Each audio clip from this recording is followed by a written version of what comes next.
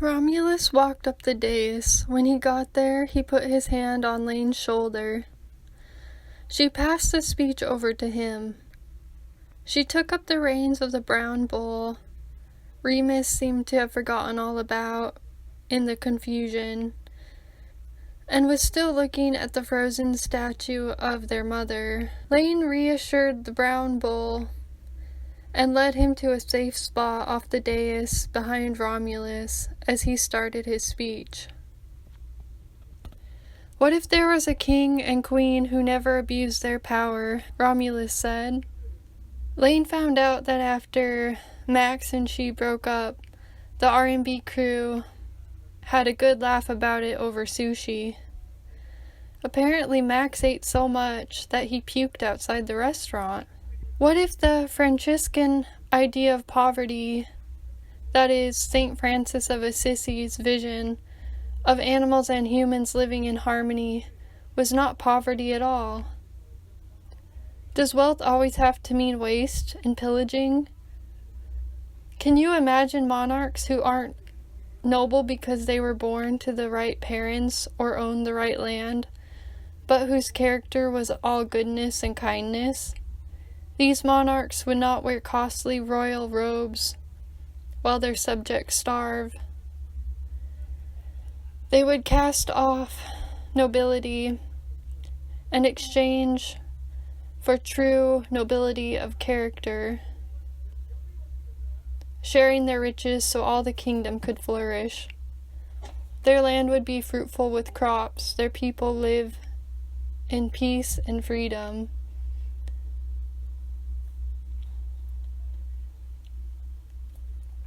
As Romulus spoke, Lane stepped back, leaning against the nymphaeum and placing her hands on her wound.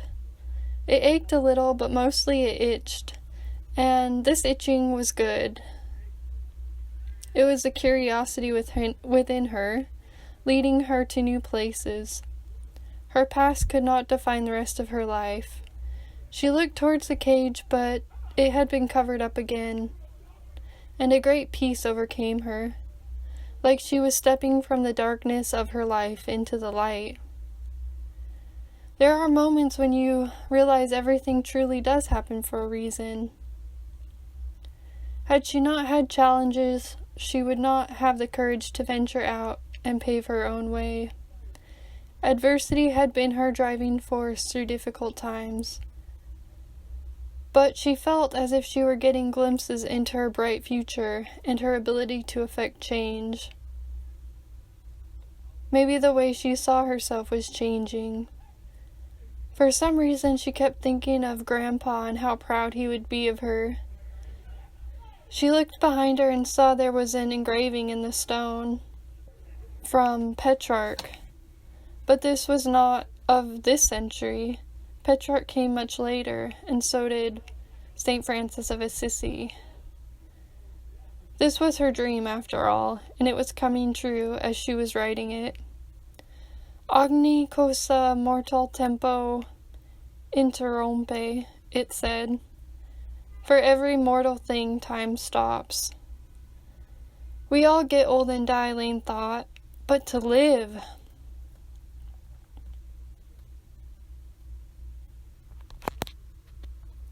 Romulus's beautiful words floated into the crowd and danced up the columns. The brown cow lay next to Lane. He was as big as a small tractor, but he was not afraid of her, and she was not afraid of him. By midday, Romulus had gained a good portion of followers and was leading the group towards the town he was imagining. The land of ease was pulling him into it. It was crazy, impossible. And yet it was happening. He was actually doing it. And his followers were like him. They were builders, artists, visionaries, and just people seeking change.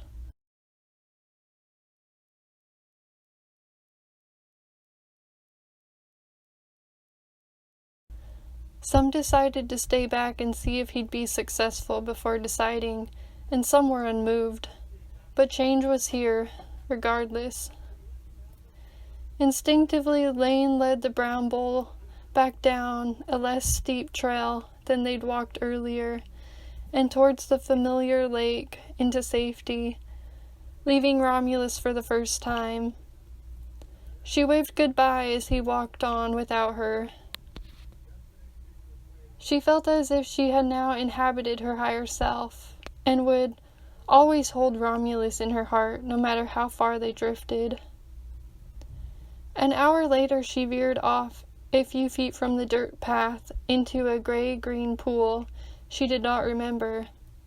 It seemed the environment was changing as she went along the path she had thought she'd known so well. It had transformed before her eyes into something new and luminous, like a real ancient land. Lane let the bull drink from the stream and slid down the muddy bank. She waded into the water and dunked her head inside. Her wound ached, but the water soothed it. The cow's head was bowed to the water, drinking, and this reminded Lane of Pete, drinking from his preferred source, the toilet. It was only from watching the cow lap the water up with his long tongue, making a funny slurping noise as he tilted his head to the sky, that Lane realized how thirsty she was. When she surfaced the second time, she watched the cow amble down the gentler part of the embankment towards the tree. It was dawn, she realized.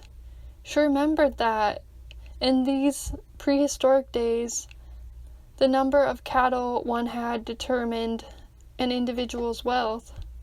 Cattle stealing was an inevitable practice and was the trope of the epic Irish battle, the cattle raid of Cooley.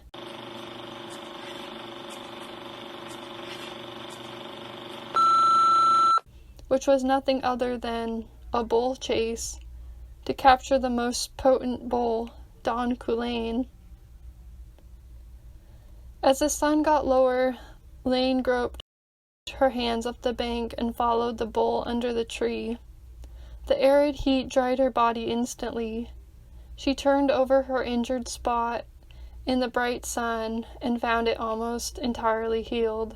The tree she leaned on was one of the last in the line before the open expanse of a white grassy plain that tumbled down to Lake Albano.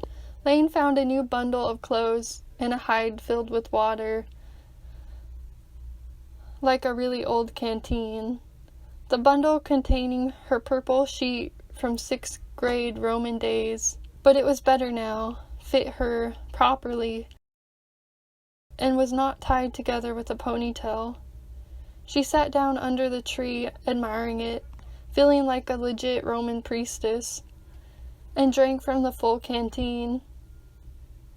Hadn't she always been provided for, even in her darkest moments? This gave her a sense of hope when facing whatever darkness she still had to overcome to find healing.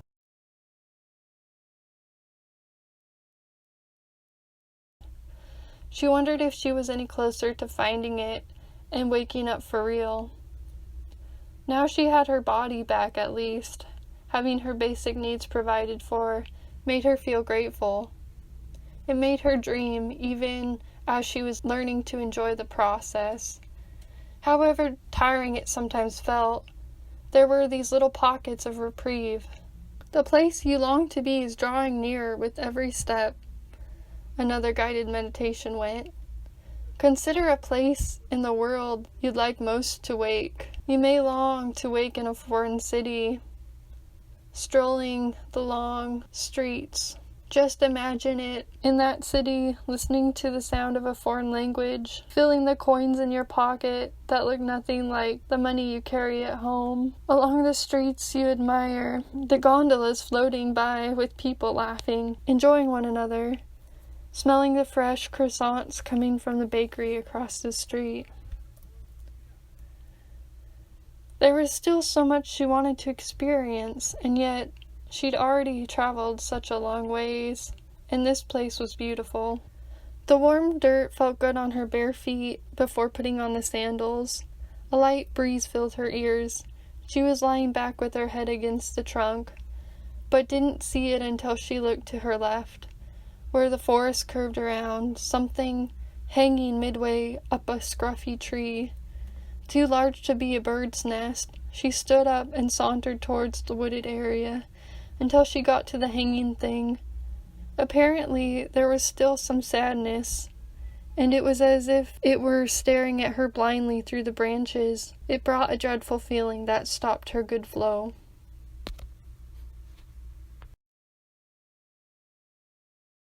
Thanks for watching my video, guys. I'll be back with another video next Wednesday. Until then, ciao!